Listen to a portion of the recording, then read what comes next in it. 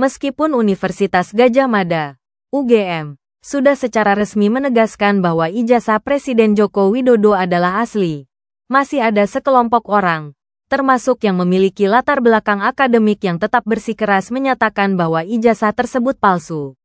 Hal ini menimbulkan pertanyaan besar.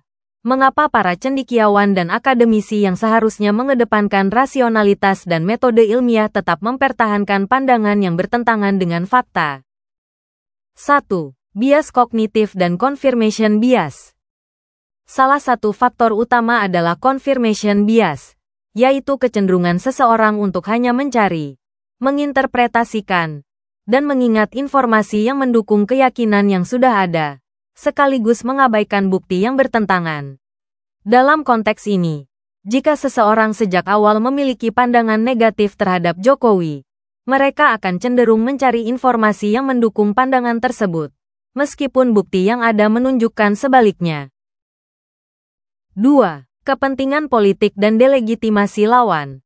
Di dunia politik, membangun narasi untuk melemahkan lawan adalah strategi yang umum digunakan.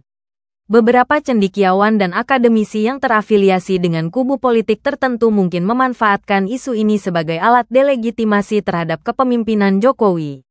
Jika mereka dapat menanamkan keraguan di benak masyarakat, maka citra Jokowi sebagai pemimpin yang sah dapat tergerus, yang pada gilirannya dapat memengaruhi persepsi publik terhadap pemerintahan Prabowo Gibran yang merupakan kelanjutan dari era Jokowi.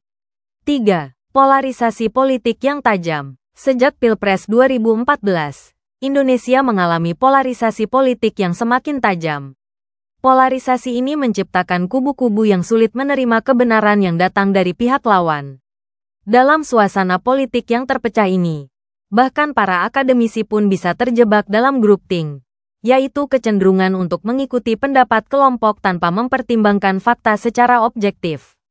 4. Rendahnya kepercayaan terhadap institusi. Di beberapa kalangan, terutama di pihak oposisi, ada ketidakpercayaan mendalam terhadap institusi negara, termasuk universitas. Mereka menganggap bahwa institusi-institusi tersebut bisa saja dipengaruhi oleh kekuasaan, sehingga klarifikasi dari UGM pun tetap dicurigai. Ini mencerminkan fenomena lebih luas di Indonesia, di mana kepercayaan publik terhadap institusi akademik dan pemerintahan seringkali dipolitisasi.